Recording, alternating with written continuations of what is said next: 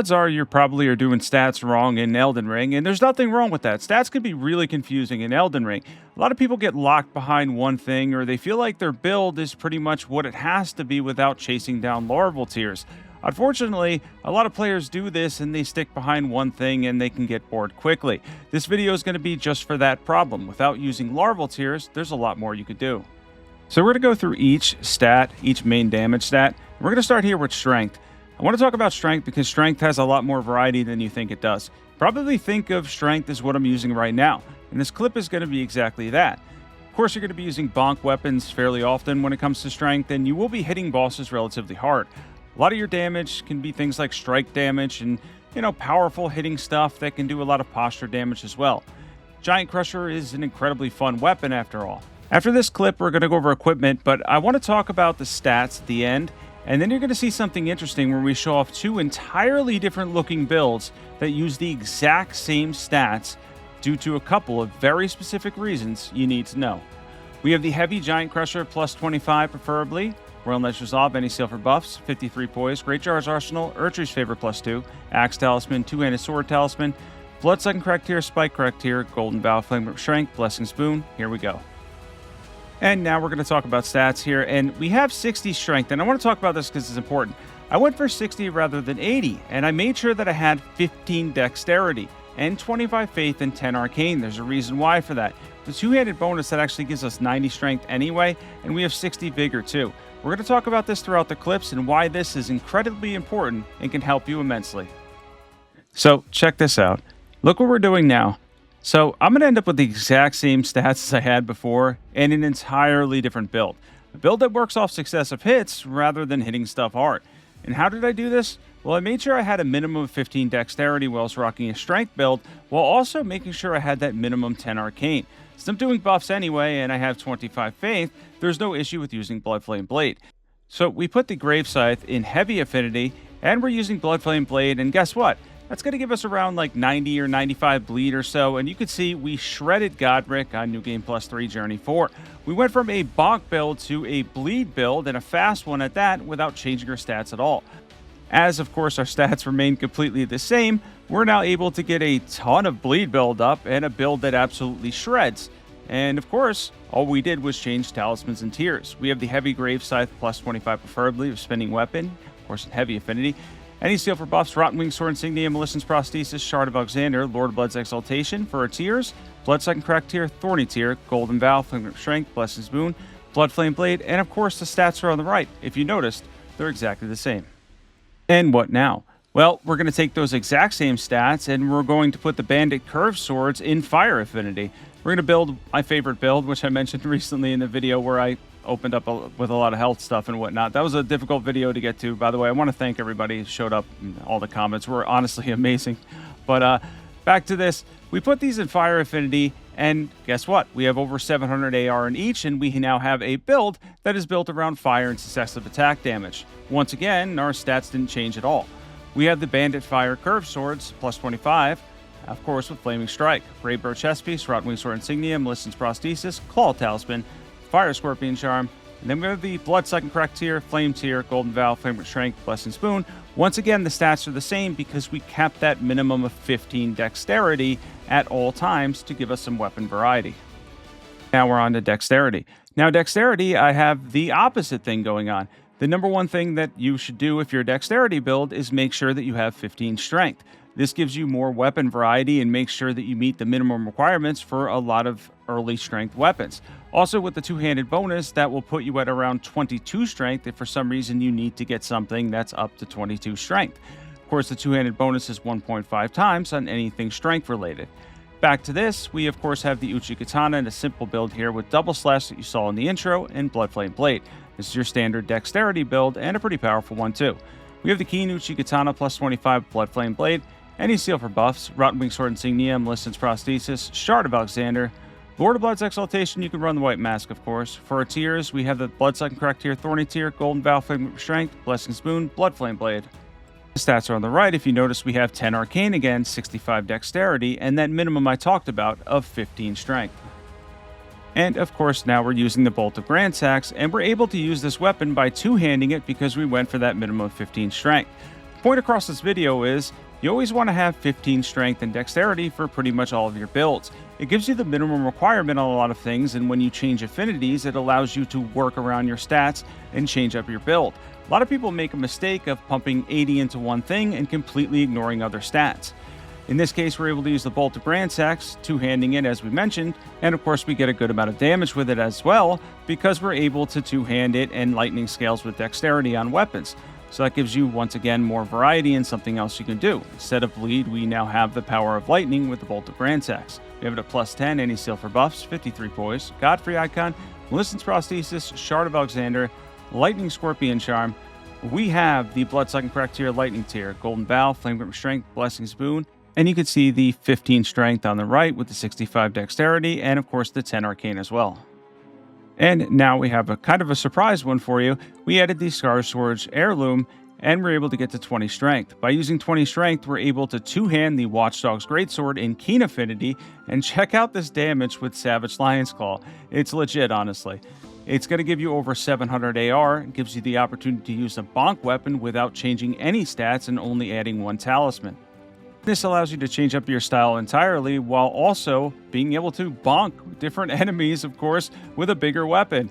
Now, it's not something you think about with dexterity. Interestingly enough, the Watchdog's Greatsword also gets a B in Lightning Affinity if you want to try that out, which is really cool because it gets a B in Dex and Lightning Affinity. It's scaled that way and give you a ton of AR. But in Keen Affinity two-handed, we were able to make a bonk Savage Lion's Claw build without any change in stats. Watchdog's Keen Greatsword plus 25 with Savage Lion's Claw, any seal for buffs, 53 poise, Shard of Alexander, Great Jar's Arsenal, two-handed sword talisman, and of course we added the Star Scourge Heirloom to give ourselves 20 strength, the 1.5 times bonus, two-handed gets us to 30, Bloodsucking Crack Tier, Green Burst Crystals here, Golden Vow, Flame Grip Strength, Blessing's Boon. Of course the stats are the same on the right. And now we're on to Arcane. For Arcane, we're going to start with a simple build using the Scavenger Curve Swords and Occult Affinity. You guys have probably seen this one before. Of course, it's a very powerful build. And then we're going to move on to two very different things that act very differently than building off successive jump attacks. There's a lot, once again, you can do with a single stat, especially when you go for 60 instead of 80 and you look for minimums in other spots. For example, with the 60 Arcane, we have 15 Dexterity and 15 Strength. And of course, we have the Faith from our buffs as well. And that'll give you 321 scaling with your Dragon Communion Seal. You're going to see us use that in a little bit to give you even more variety. It doesn't lock you behind one thing, once again, because you're rocking those minimums and making sure that you're able to use different weapons. In the case of Arcane, you can just put it in Occult Affinity, whereas Strength would be in Heavy and Dexterity would be in Keen. It allows for a lot more variety, and you're not stuck just behind a jump attack bleed build and can change at any time without worrying about changing your stats. There's a lot more variety, once again, than you think there is. We have the Scavenger Curve Swords, Occult Affinity, both of them with Seppuku. We have the Great Bird Chest Piece on, Claw Talisman, Rotwing Sword Insignia, Millicent's Prosthesis, Lord of Blood's Exaltation. We have the Bloodsucking Crack Tier, Thorny Tier, Golden Vow, Flame Grip Strength, Blessing's Boon. And of course, we have that 20 Dexterity, 15 Strength, and 60 Arcane.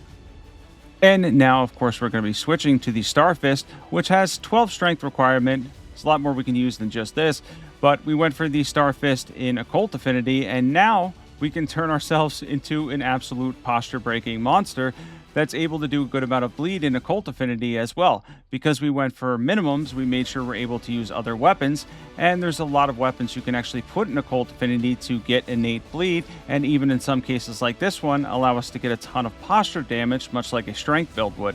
Instead of being locked behind just using the Scavenger Curve Swords, we were able to switch on the fly. I went for a light roll with this build, by the way, too, because a couple people are asking for those. We have the Occult Starfist plus 25 with Craig Blade. Dragon Communion Seal, of course, 321 scaling. Two-handed Sword Talisman, Axe Talisman, Blue Dancer Charm, Lord of Blood's Exaltation, Spike Crack Tier, Bloodsucking Crack Tier, Golden Vow, Flame Grip Strength, Blessing Spoon. We're going to use those dragon incantations right here. Wondering why I sound a little bit weird. I'm trying to talk a little bit slower than I normally do to explain stuff, and it's always hard for me. So I just kind of talked off talking points that I had and then went from there. But so now we're using that Dragon Communion Seal, and we're not really worried about much because we have that 25 faith requirement that I use for pretty much everything, and that 321 scaling gives us a lot of variety. So we're able to use Rotten Breath and have, of course, this Magma Worm build up on Rot, And of course, be able to use Dragon Ice or Dragon Maul or Dragon Claw or pretty much any of those because you have that faith requirement. Once again, like before, you can use a lot of different weapons as well too in Occult Affinity because you got that minimum 15 strength and dexterity. We have the Dragon Communion Seals, 1+10. Roar Medallion, Flux Canvas Talisman, Blue Dancer Charm. Rotten Breath is physical damage, by the way. Dragon Crest, Bloodsucking Crack Tier, Magic Tier, Golden Vow, Flame Strength, Blessing Spoon, Rotten Breath, Dragon Maul or Dragon Claw, Dragon Ice. And just to go over once again in terms of the stats here for Arcane, we're just going for 60, no big deal. We can miss out on that 80, 25 Faith, 15 Dexterity, 15 Strength, a lot more variety that way. And now we're on to Intelligence. We're going to be running a caster build here, and you can use anything from Comet to Night Comet to Glintstone Icecrag to pretty much any of the sorceries in the game. We have 70 Intelligence rather than 80. For this one, we didn't go for Fate, though. I just used the Golden Vow Ash of War because Magic already has a lot of damage at its disposal, and there's really no reason to go with Faith unless you're looking for a hybrid build. The main reason is because Howlish Rebury itself costs 33 Faith, and you pretty much need that to boost damage anything significantly aside from Golden Vow. And the Golden Vow incantation is much better than the Ash of War, but the percentage is only about like 5% more.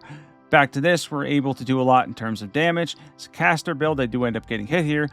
There's, once again, good amount of damage with any Intelligence build. And then we're going to go over stats, equipment, and then we're going to show off 2 different styles that you can add on to your Magic build without changing your stats at all.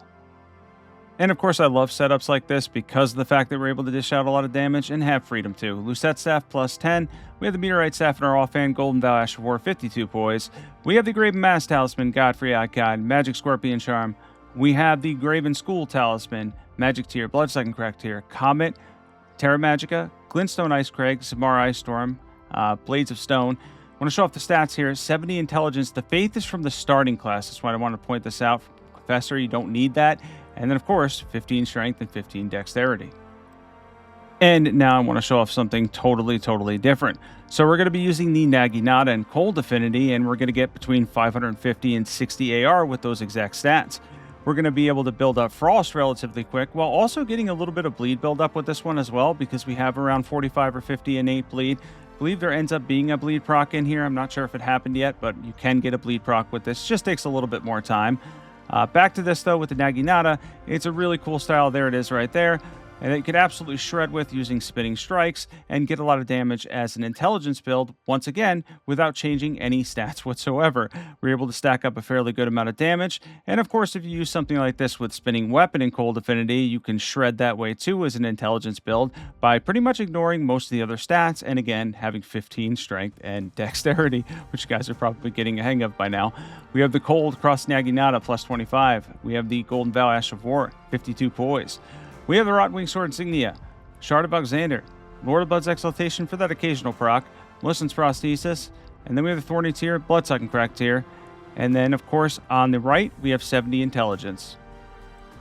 And now we're going to be using the Dry Leaf Hearts, which is really cool kicking ability, but mainly because we get a B in Intelligence and Cold Affinity, and we're able to ignore pretty much any other stat and have 15 Strength and Dexterity anyway. We're able to stack up a really good amount of damage with this one, by the way. A couple kicks did almost 8,000 damage, and it is pretty impressive and a totally different style of play. This one can actually break bosses as well, too. You can see there. So that's something else you can do as an Intelligence build. Of course, as always, there's more variety than you think. Alright, so now we're going to go over equipment and stats for this one, and we'll be moving on to Faith from here. We have the Dane's Cold Footwork +25. We have the Golden Vow Ash of War, 52 poise, Shard of Alexander, Millicent's Prosthesis, Rotten Wing Sword Insignia, Shattered Stone Talisman, of course, to boost those kicking abilities, Thorny Tier, Bloodsucking Crack Tier. Once again, you can ignore the Faith from the starting class, 70 Intelligence. We ended up with 20 Dexterity with Millicent's Prosthesis, 15 Strength, and a good amount of damage out of the Dry Leaf Arts. And next up here, we're going to be going over Faith. Faith, once again, I went for 15 Strength and Dexterity to make sure I have minimum requirements on weapons and can try different things. For this, though, we're going to start with the basic caster build using Black Flame. We're going to use the Erdtree Seal because it gives you a little bit higher scaling, and not everyone is on New Game Plus yet. This is Journey 4, though. You could run 2. I think the Erdtree Seal, though, if you get to 80 Faith, I think it beats it out by a couple percentage points. The Godslayer Seal is only a 10% boost, but back to this. We're able to get a good amount of damage there. Erdtree Seal +10, Godslayer Seal +25 preferably. It's in the offhand, though. I guess it doesn't matter that much. Fire Scorpion Charm, Godfrey Icon, Flux Canvas Talisman, Dragon Crest, Flame Tear, Bloodsucking Crack Tear, Golden Bow, Flame Strength, Blessings of the Earth Tree, Black Flame, Scouring Black Flame. You're going to see here 60 Vigor, 23 Mind and Endurance, once again 15 Strength and 15 Dexterity, and that's 75 Faith. And next up here, we're going to show off using the Great Stars, two-handed in Flame Art Affinity with Craigblade. Craigblade I just added for the posture damage, and of course it does do a good amount there. 2 hits was 3,500 damage. Third hit, 4,500 in total. There's the posture break you'd expect with Craigblade. Now it's going to boost physical damage, doesn't help us as much in Flame Art Affinity, but it does give you that extra poise damage, which is cool as well. But once again, because we had that 15 strength, we were able to two-hand the Great Stars. Flame Art, Great Stars plus 25 with Craigblade, any seal. Could run the Godslayer stuff, that would be pretty cool here. Fire Scorpion Charm, Plate of Mercy Talisman, two-handed Sword Talisman, Axe Talisman. We have the Spike Crack Tier, Bloodsucking Crack Tier, Golden Vow, Flame Strength, Blessings of the Earth Tree. You can see the stats are the exact same, 75 Faith, 15 Strength, and Dexterity. And we're going to try something totally different here using a Gargoyle's Twin Blade in Sacred Affinity, this time with World Knight's Resolve. This will build up on successive hits and can do massive damage. So you can see there we got 3,500 damage on the first hit with Royal Knight's Resolve. And of course you'll get some poise damage with this one as well. This is a really cool one. I love this kind of setup.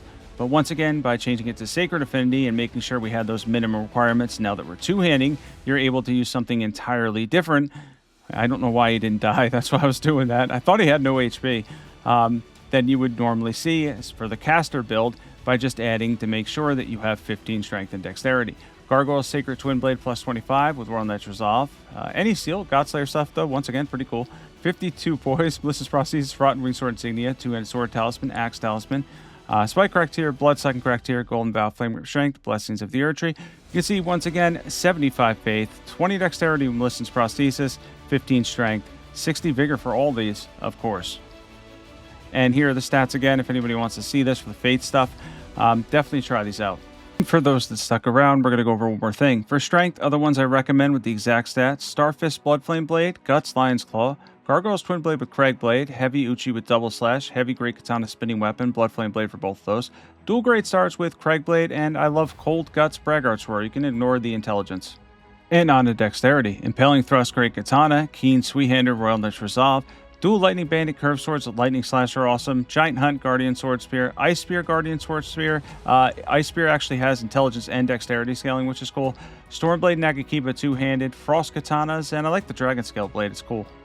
And now we're on to Arcane. For Arcane, Occult Nagikiba Double Slash, Occult Mesmer Soldier Spear, Royal Knight's Resolve, great for pierce damage. Drag Communion Main Hand, Black Flame Offhand. Some of them have low requirements. Any low requirement Faith stuff.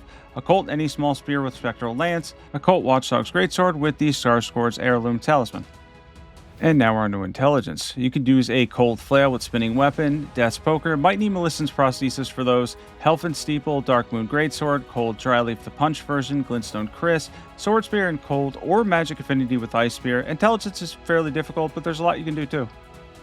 And now for Faith. We have Holy Incantations, Euphoria with the Divine Beast Head, Flame Art Twin Blades or Bandit Curved Swords, Blasphemous Blade two-handed for the Ash of War, of course, Flame Art or Sacred Uchi Katana, Sacred Blade Straight Swords I like, and Sacred Affinity, and Lightning Incantations, of course. And thanks for watching this one. Thanks for tuning in to basically explaining stats and why you should have 15 Strength and Dexterity at all times in the back of your pocket just to make sure you're good. By the way, I want to thank members and the people that super thanked me in the last video. Again, the love for the last video was incredible. All the comments were nice. It really was just fantastic. So I want to thank all you guys. For anybody that's a member or doing super thanks, I'll be putting their names up in videos in the future. Be sure to sub. I appreciate everybody. This community has been fantastic. Hopefully this helped. Catch you in the next one.